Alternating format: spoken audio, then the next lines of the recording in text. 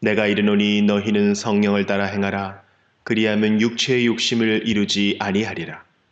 육체의 소욕은 성령을 거스르고 성령은 육체를 거스르나니 이 둘이 서로 대적하므로 너희가 원하는 것을 하지 못하게 하려 함이니라. 너희가 만일 성령의 인도하시는 바가 되면 율법 아래에 있지 아니하리라. 육체의 일은 분명하니 곧 음행과 더러운 것과 호색과 우상 숭배와 주술과 원수 맺는 것과 분쟁과 시기와 분냄과 당짓는 것과 분열함과 이단과 투기와 술 취함과 방탕함과 또 그와 같은 것들이라. 전에 너희에게 경계한 것 같이 경계하노니 이런 일을 하는 자들은 하나님의 나라를 유업으로 받지 못할 것이요 오직 성령의 열매는 사랑과 희락과 화평과 오래 참음과 자비와 양선과 충성과 온유와 절제니 이 같은 것을 금지할 법이 없느니라. 그리스도 예수의 사람들은 육체와 함께 그 정욕과 탐심을 십자가에 못 박았느니라.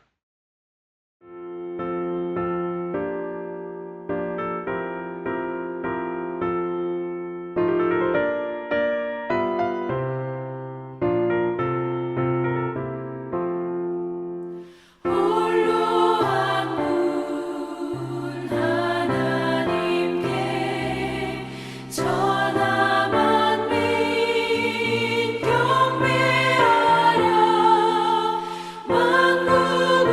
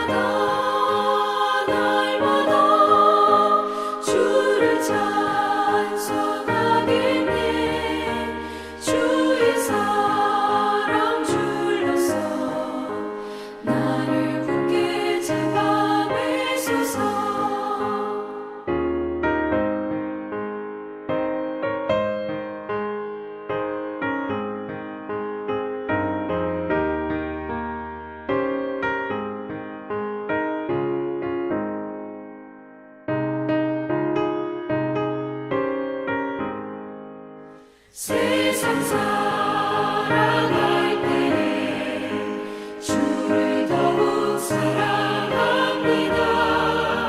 발걸음 난 천국에 나의 영혼 들어가겠네. 날마다 주를 찬송하겠네.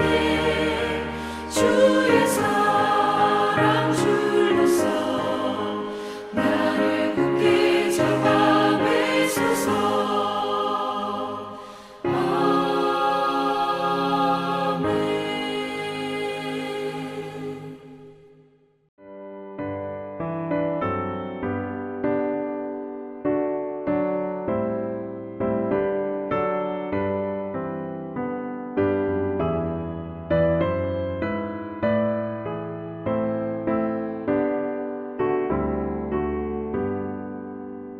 이 세상 끝날까지 주 섬겨 살리니 내 친구 되신 주여 늘 함께 하소서. 주 나와 함께 하면 전쟁도 겁없고 주 나를 인도하면 늘 안심하리라. 나 주를 따를 때에 주 약속하신 것, 그 영광 중에 모두 이루어 주소서. 나 주의 뒤를 따라 섬기며 살리니 그 크신 은혜 속에 날 인도하소서.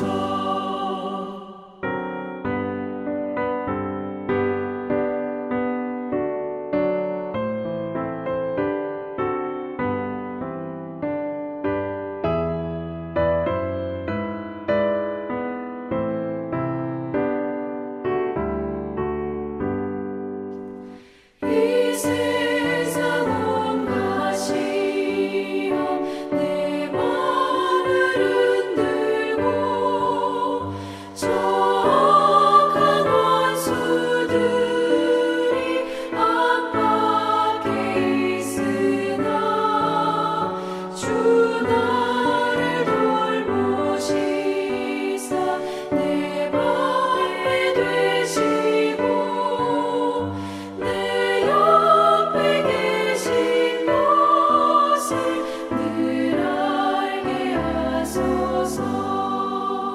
저 영광 빛난 곳에 주 허락했으니 그 허락하신 곳을 늘 사모합니다. 끝까지 쉬지 않고 주 따라가리니 주 넓은 사랑으로 늘 인도하소서. 아멘.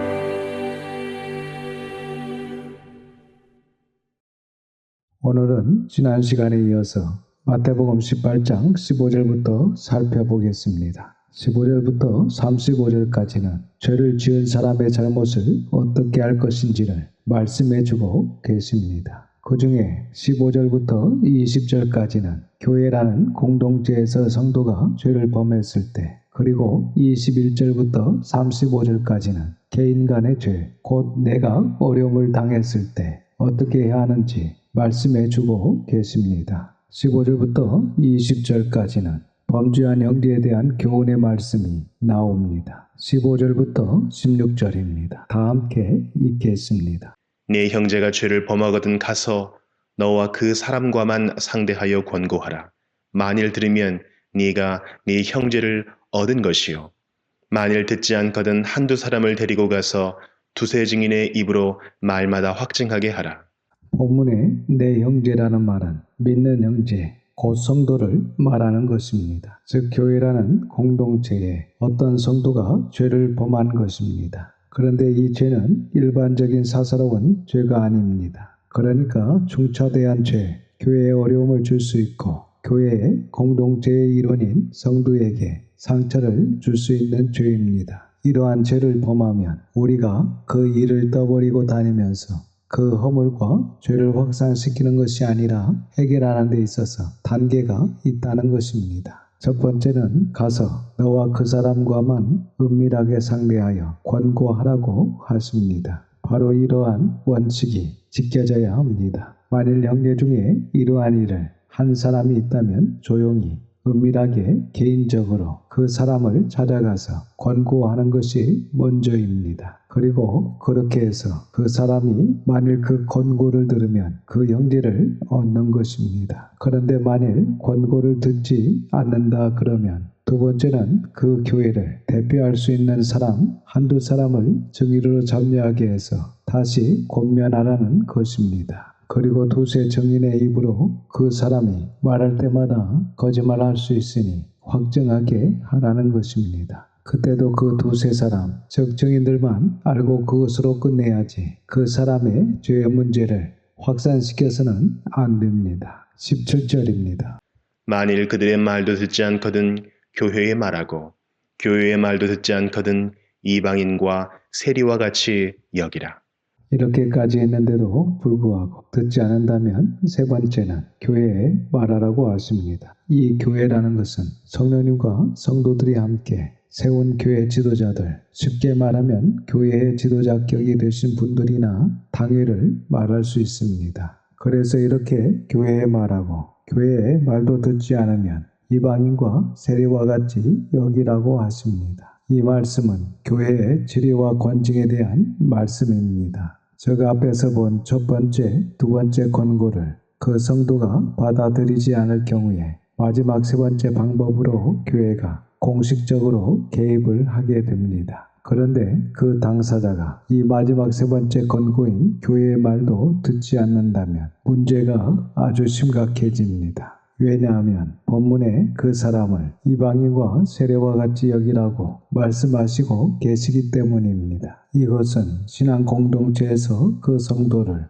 주방하라는 예수님의 말씀이신 것입니다. 그런데 더 심각한 것은 18절입니다. 18절을 보겠습니다. 진실로 너희에게 이르노니 무엇이든지 너희가 땅에서 매면 하늘에서도 매일 것이요 무엇이든지 땅에서 풀면 하늘에서도 풀리리라. 아주 두려운 말씀입니다. 그러니까 그렇게 해서 교회 질의를 당한 어떤 성도, 즉 법적인 문제에 걸려있는 그 죄를 지은 성도에게 이 땅의 교회가 교회법에 의해 결정을 하면 하늘에서도 그 교회의 법적인 결정에 따르겠다는 것입니다. 그러니까 내가 다니는 교회에서 죄를 지어 질의를 받았다 해서 다른 교회로 몰래 옮기더라도 그 성도는 죄인으로 전에 다녔던 교회의 질의에 매여 있는 것처럼 하늘에서도 어떤 교회에 가더라도 그 질의에 여전히 죄인으로 매여 있다는 것입니다. 질의를 받은 교회에서 풀지 않고 그 교회에서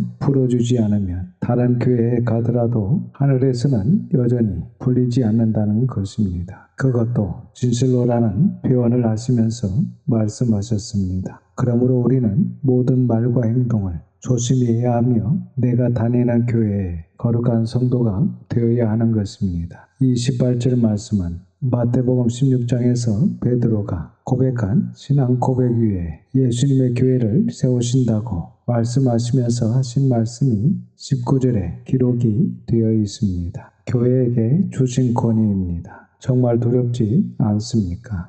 그만큼 교회의 권위를 가지고 문제를 해결하고 교회를 바르게 세우라는 말씀입니다. 고린도전서 5장을 보시면 바울 사도가 고린도 교회에 음행하는 자가 있는데 교회에서 쫓아내지 않았다고 책망을 하는 말씀이 기록이 되어 있습니다. 이런 악한 자는 이방인보다 못한 자다 하면서 교회에서 내쫓아 사탄에게 내주라고 합니다. 그러면 이 사람은 사탄에 의해 몸은 멸하게 되어 죽게 되며 더 이상 죄를 짓지 못하게 됩니다. 그러나 그 사람의 영혼이나도 구원을 받을 수 있게 될 것이다 라는 말씀을 합니다. 그만큼 교회는 거룩한 곳이 되어야 하며 성삼위 하나님께서 임재하시며 일하실 수 있는 곳이 되어야 합니다. 여러분, 아마 우리가 천국 가면 두 가지로 크게 놀라게 될 것입니다. 하나는 왜 그분이 천국에서 안 보이지 한다는 것입니다. 또 하나는 진리 가운데 서 있는 교회가 이렇게 큰 혜택이 있고 이렇게 교회가 위험이 있고 교회가 이렇게 귀중한 것이구나, 이 사실을 깨닫고 크게 놀라게 될 것입니다. 사도 바울은 말년에 이 사실을 깨닫고 에베소서 3장에서 하나님의 비밀이 있다, 그런데 그 하나님의 비밀이 바로 교회다, 이렇게 이야기하고 있는 것을 볼 수 있습니다. 교회가 사랑이 있다고 하여 악한 사람의 죄를 무조건 덮어주고 이해하는 것이 아니라 교회의 질서를 세우기 위해, 성도를 보호하기 위해 이런 권징이 있어야 된다는 주님의 말씀입니다. 그러나 교회는 성도들을 권징하는 것, 성도들을 잘 살펴서 바로 세우는 것은 아주 깊은 관심을 가지고 조심해서 해야 하는 것입니다. 19절과 20절입니다. 진실로 다시 너희에게 이르노니 너희 중에 두 사람이 땅에서 합심하여 무엇이든지 구하면 하늘에 계신 내 아버지께서 그들을 위하여 이루게 하시리라. 두세 사람이 내 이름으로 모인 곳에는 나도 그들 중에 있느니라. 여러분, 물론 예수님께서 개인적으로도 함께 하시지만 오늘 이 본문의 말씀처럼 두세 사람이 진리 가운데 은혜와 사랑과 성령님의 하나 되게 하시는 그 연합의 어떤 능력에 의해서 예수님의 이름으로 모였을 때 마음이 하나가 되어 하나님께 구하게 되면 하나님께서 저희를 위해 이루게 하신다는 것입니다. 그래서 우리가 개인적으로 날마다 하나님께 기도를 할 수 있고 또 기도를 해야 합니다. 그리고 개인적으로 성경 말씀을 읽을 수 있고 개인적으로 묵상할 수 있고 개인적으로 예배 드릴 수 있지만 더 중요한 것은 진리 가운데 두세 사람이 모여서 신앙 공동체, 즉 신약의 신앙 공동체인 교회를 이루어서 합심으로 기도하고 예배하는 것이 더 중요하다는 것입니다. 그리고 그럴 때에 하나님께서 그들을 위하여 진리 안에서 구하는 것을 이루게 하시고 그들 중에 함께 임재하시겠다는 것입니다. 어떤 사람들은 이런 이야기를 하기도 합니다. 즉 교회 중심적으로 믿음 생활하는 것이 상당히 번뇌스럽고 불편하다, 이런 의사 표현을 하면서 개인 믿음은 개인이 알아서 하는 것이고 개인 신앙생활은 자기가 알아서 하는 것이지 꼭 교회에 가야 하나 하면서 교회 중심적으로 신앙생활하는 것이 번거롭다는 것입니다. 하지만 분명한 것은 하나는 알고 둘은 모르고 하는 말입니다. 아직 초보적인 어떤 진리의 단계, 매우 유아적인 신앙 단계에 머물러 있는 성도임이 분명합니다. 반드시 성숙한 성도는 하나님 중심, 성경 중심이어야 합니다. 그리고 이렇게 성경 중심이면 반드시 어디까지 가야 됩니까? 교회 중심까지 가야 합니다. 그래서 신앙생활이 하나님 중심, 성경 중심, 교회 중심이 되어야 합니다. 그만큼 교회는 바르게 세워지기 위해서 징계라는 아픔을 겪게 되지만 교회의 성도들이 모여 같은 마음으로 기도하면 응답해 주신다는 것입니다. 그리고 두세 사람이 예수님의 이름으로 모인 곳에는 주님께서 함께 그들 중에 있겠다고 하십니다. 이제 21절부터 35절까지는 개인의 용서에 대한 교훈이 나옵니다. 앞에서 범죄한 형제에 대한 교회의 권징에 대해서 이야기하셨는데 지금 이 본문에서는 범죄한 형제에 대한 용서를 교훈하고 계십니다. 그래서 많은 분들이 이 부분을 연결해서 읽으시면서 지금 예수님께서 전혀 상반된 이야기를 하시고 계신 것이 아닌가, 이러한 느낌을 받을 수 있습니다. 하지만 앞에 중대한 죄를 범한 형제를 대할 때 매우 신중하고 그리고 단계적인 조치를 취하도록 하신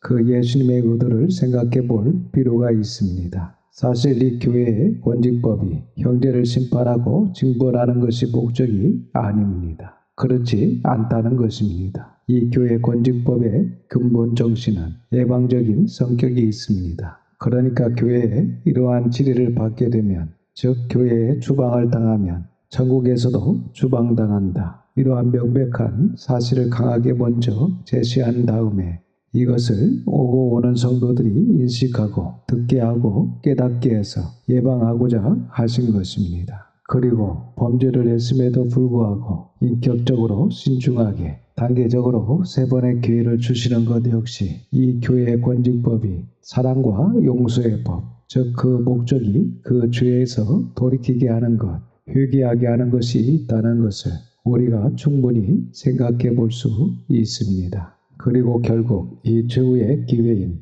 3번의 기회를 다 놓치고 그 사람이 만약에 회개하지 않는다면 주방에서 더 이상 그 교회에 남아서 죄를 짓지 못하도록 하는, 즉 죄를 지을 수 있는 기회를 차단해주는, 어떻게 보면 이것 역시 그 국률의 법이라고 할 수 있고, 무엇보다도 아무리 큰 죄를 저지른 성도라 할지라도 이러한 단계적인 조치를 통해 혹시 회개하고 돌아온다면 반드시 교회는 용서하고 받아줘야 된다는 것입니다. 그래서 이 권딩법은 받아주기 위한 법이며 돌이키게 하기 위한 법이지 한 사람을 심판하고 징벌하기 위한 법이 아니라는 것입니다.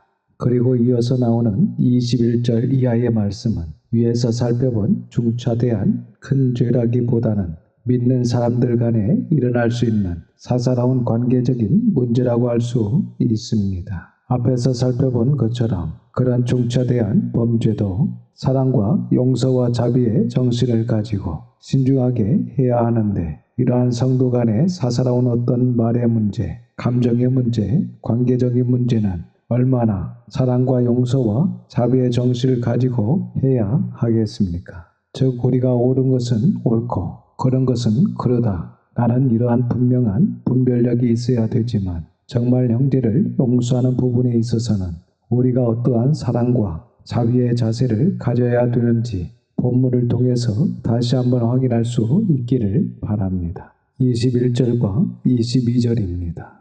그때에 베드로가 나와 이르되 주여, 형제가 내게 죄를 범하면 몇 번이나 용서하여 주리이까? 7번까지 하오리이까? 예수께서 이르시되 네게 이르노니 7번뿐 아니라 7번을 70번까지라도 할지니라.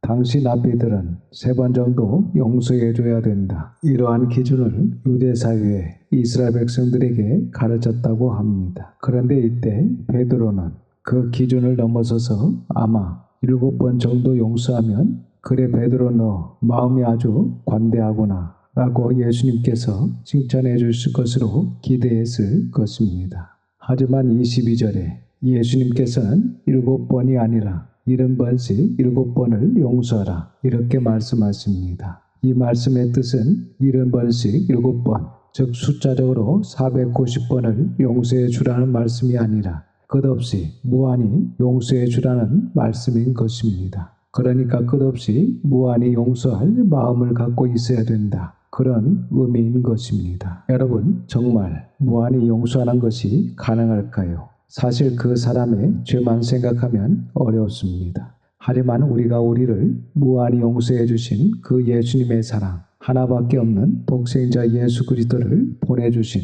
아버지 하나님의 놀랍고 크신 사랑을 이해하면 가능하게 됩니다. 또한 우리가 정말로 용서했다면 잊어버려야 합니다. 내가 그 사람을 용서해 주었는지조차 잊어버려야 됩니다. 그 사람에게 어떠한 자비와 혜택을 베풀었는지조차 잊어버려야 됩니다. 그래야 계속해서 용서할 수 있습니다. 그렇지 않고 1번, 2번, 3번 이렇게 세고 있으면 그 3번을 넘기기가 어렵습니다. 이렇게 베드로의 질문에 예수님께서 답하시면서 한 가지 예화를 드십니다. 23절에서 26절입니다. 그러므로 천국은 그 종들과 결산하려 하던 어떤 임금과 같으니 결산할 때에 10,000달란트 빚진 자 하나를 데려오매 갚을 것이 없는지라. 주인이 명하여 그 몸과 아내와 자식들과 모든 소유를 다 팔아 갚게 하라 하니 그 종이 엎드려 절하며 이르되 내게 참으소서 다 갚으리이다 하거늘 그러니까 지금 어마어마한 빚을 진 종이 갚을 힘도 없고 갚을 형편도 없으면서 그래도 시간만 더 주시면 다 갚겠다는 것입니다. 여러분, 본문에 나오는 1만 달란트가 금인지 은인지는 모르지만 어쨌든 은이든 금이든 이 액수는 엄청난 것입니다. 당시 노동자 하루 임금이 한 드라크마였습니다. 그렇다면 은 한 달란트는 6천 드라크마인데 만약에 은 1만 달란트라면 당시 노동자가 6천만일 동안 일을 해야 갚을 수 있는 돈입니다. 만약에 이것을 은 1만 달란트라고 하지 않고 금 1만 달란트라고 하면 이것은 상상을 초월하는 금액입니다. 그러니까 이것은 인간이 도저히 갚을 수 없다는 이야기입니다. 그런데 여기서 우리가 집중해야 할 것은 이 종의 태도입니다. 26절에 이 종은 첫 번째 엎드려서 절하며 이르되 내게 참으소서 라고 합니다. 원어를 보면 미완료 과거형을 쓰고 있습니다. 그러니까 일반 달란트 빚진 자가 임금에게 한번 잠깐 형식적으로 엎드려 빌며 자비를 호소하는 것이 아니고 계속적으로 엎드려서 빌며 자비를 호소했다는 것입니다. 그리고 두 번째는 다 갚겠다고 합니다. 앞에서 말씀드린 것처럼 도저히 갚을 수 없는 금액이지만 그리고 도저히 갚을 수 없는 것을 알고 있지만 어떻게 해서든지 필사적으로 몸부림쳐 보겠다는 것입니다. 이러한 두 가지 태도로 인해 어떠한 결과가 일어납니까? 27절입니다.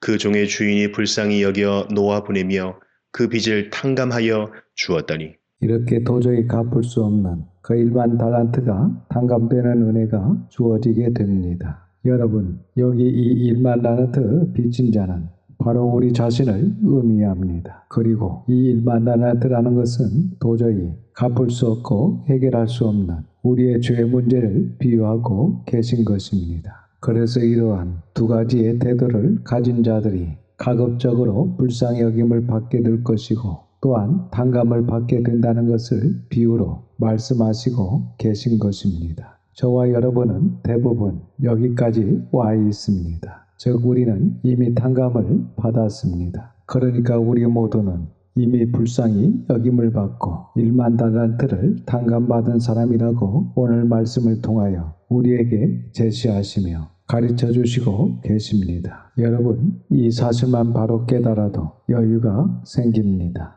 이것만 진정 깨달아도 한결 관계가 성숙해집니다. 생각해 보십시오. 1만 달란트를 탕감받았는데 관계가 성숙해지지 않습니까? 이것을 깨달았는데 삶에, 신앙에, 교회 생활에 여유가 생기지 않겠습니까? 이렇게 우리는 여기까지 왔습니다. 우리가 탕감받은 사람들입니다. 그런데 여기가 결론이 아니라는 것입니다. 문제는 바로 여기 있습니다. 더 중요한 하나님의 시험이 남아 있습니다. 28절입니다. 그 종이 나가서 자기에게 100데나리온 빚진 동료 한 사람을 만나 붙들어 목을 잡고 이르되 빚을 갚으라 하며 여러분 앞에서 당시 노동자 하루 봄삭이 한 드라크마, 즉 한 데나리온이라고 말씀드렸는데 그렇다면 100데나리온은 노동자 100일 임금입니다. 그래서 당시 노동자 100일 임금, 즉 100데나리온은 오늘날 노동자들의 하루 임금을 10만 원으로 계산한다면 한 1000만 원 정도 되는 돈입니다. 우리 개인적으로 봤을 때 이 액수도 상당히 큰 액수입니다. 28절을 계속해서 보시면 그 정도 100데나리온 빚진 동료 하나를 만나 여기서 같은 동료라고 하면 같은 믿음 생활을 하고 있는 사람, 같은 교회 성도라고 할 수 있습니다. 그런데 그 빚진 동료를 만나며 방금 임금으로부터 탕감받은 그 사람이 그 동료의 멱살을 잡고 이르되 빚을 갚으라고 했다는 것입니다. 29절과 30절입니다. 그 동료가 엎드려 간구하여 이르되 나에게 참아주소서 갚으리이다 하되 허락하지 아니하고 이에 가서 그가 빚을 갚도록 옥에 가두거늘 여러분, 사실 동료가 빚진 돈 100데나리온은 자기가 탕감받은 1만 달란트에 비하면 60만 분의 1에 해당되는 돈입니다. 비교할 수 없는 금액입니다. 그런데 그 작은 돈을 가지고 물론 우리가 봤을 때 1000만 원이라는 금액은 큰 돈입니다. 하지만 우리가 받은 은혜를 정말 깨달았다면 그것은 아무것도 아니라는 것입니다. 그런데 본문에 이 사람은 엎드려 간구하는 그 동료의 간구를 허락하지 아니하고 그가 빚을 갚도록 옥에 가두었다는 것입니다. 31절에서 33절입니다. 그 동료들이 그것을 보고 몹시 딱하게 여겨 주인에게 가서 그 일을 다 알리니 이에 주인이 그를 불러다가 말하되 악한 종아 네가 빌기에 내가 네 빚을 전부 탕감하여 주었거늘 내가 너를 불쌍히 여긴과 같이 너도 네 동료를 불쌍히 여김이 마땅하지 아니하냐 하고 33절에 줄을 칩니다. 내가 너를 불쌍히 여김같이 너도 내 동료를 불쌍히 여김이 마땅하지 아니하냐. 그렇습니다. 우리가 예수님께로부터 탕감받은 것은 영원히 갚을 수 없는 어마어마한 은혜입니다. 그런 어마어마한 은혜를 받았기 때문에 우리도 우리 형제 중에 누가 잘못하는 것이 있다면 그를 불쌍히 여기고 용서해 주는 것이 마땅하다는 것입니다. 34절입니다. 주인이 노하여 그 빚을 다 갚도록 그를 옥졸들에게 넘기니라. 본문에 옥졸들에게 넘기라는 말씀은 바로 지옥을 이야기하는 것입니다. 그러니까 앞에 23절에서 예수님께서 천국을 말씀하시면서 이 비유를 드셨고 결국 그렇게 하지 아니하면 지옥 가게 된다는 것입니다. 모든 신학자들이 다 그렇게 보고 있습니다. 35절입니다. 너희가 각각 마음으로부터 형제를 용서하지 아니하면 나의 하늘 아버지께서도 너희에게 이와 같이 하시리라. 35절에 줄을 치기 바랍니다. 너희가 각각 마음으로부터 언제나 여기서부터 시작하는 것입니다. 마음으로부터. 그래서 그 마음으로부터 형제를 용서하지 아니하면 나의 하늘 아버지께서도 너희를 이와 같이 하시리라. 지금 하나님이신 예수님께서 분명히 말씀하시고 계십니다. 그래서 우리가 원수까지는 사랑하지 못한다 할지라도 정말 가족들을 또한 믿음의 형제들을 진심으로 사랑할 수 있어야 합니다. 만약에 누군가가 미워서 칼로 살인은 하지 않는다 할지라도 마음속으로 즉 행동으로 옮기지 않지만 마음속으로 미워하거나 원망하거나 불지하나 이런 것들이 자꾸 쌓이게 되면 우리의 영혼이 병들게 되고 결국은 하나님의 용서를 받지 못하는 인생이 될 수 있다는 것을 본문은 분명히 말씀하고 있습니다. 그래서 오늘 본문은 믿는 사람들끼리, 우리 교회 성도들끼리, 형제끼리 무한히 용서해야 함을 우리에게 가르쳐주고 있는 본문이 되겠습니다. 특별히 우리가 이 진리를 알고 나면 처음에는 마치 어린아이같이 판단하고 정죄하고 그렇게 할 수 있습니다. 하지만 성경은 우리에게 정확히 분별할 것은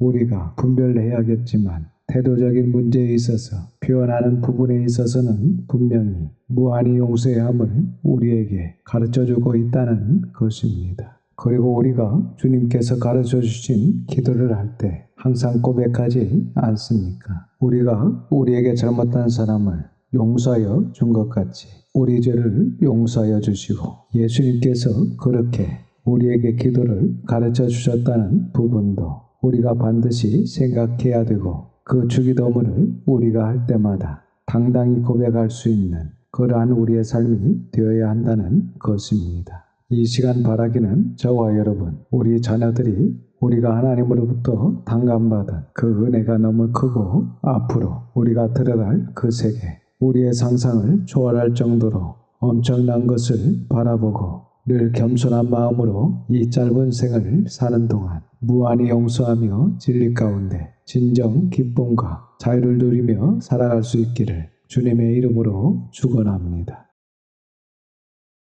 기도하겠습니다. 아버지 하나님의 거룩하신 이름을 찬양합니다. 오늘도 귀한 말씀을 듣게 하시고 깨닫게 하시니 감사를 드립니다. 진정한 용서와 사랑을 배우며 바른 가치관을 세워서 영원한 절대 가치를 위해서라면 세상의 상대적인 가치를 포기할 수 있는 지혜를 주시고 분별력을 주시옵소서. 그래서 하나님 앞에 갔을 때 하찮은 것 때문에 큰 것을 놓치고 후회하는 일이 없도록 우리 마음을 지켜주시고 또한 큰 은혜를 받은 자로서 모든 것을 다 용서하고 너그럽게 끌어안고 사랑으로 다 풀어버리고 마음에 걸림이 없는 그런 아름다운 관계가 회복될 수 있도록 인도하여 주시옵소서. 이번 한 주간도 진리와 화평을 심어서 의의 열매를 거둘 수 있도록 하나님 아버지의 선한 손으로 도우시고 성령님의 충만함을 허락하여 주시옵소서. 모든 것을 감사드리오며 우리 구주 예수님의 이름으로 기도드립니다. 아멘. 지금은 우리 구주 예수 그리스도의 은혜와 그 풍성하신 아버지 하나님의 사랑하심과 성령님의 감화감동 위로하심이 우리를 용서하신 아버지 하나님의 용서하심을 받은 우리도 형제들 용서하는 자로 살기로 다짐하는 성도들과 자녀와 가정에 함께 하시기를 예수님의 이름으로 축원하옵나이다. 아멘.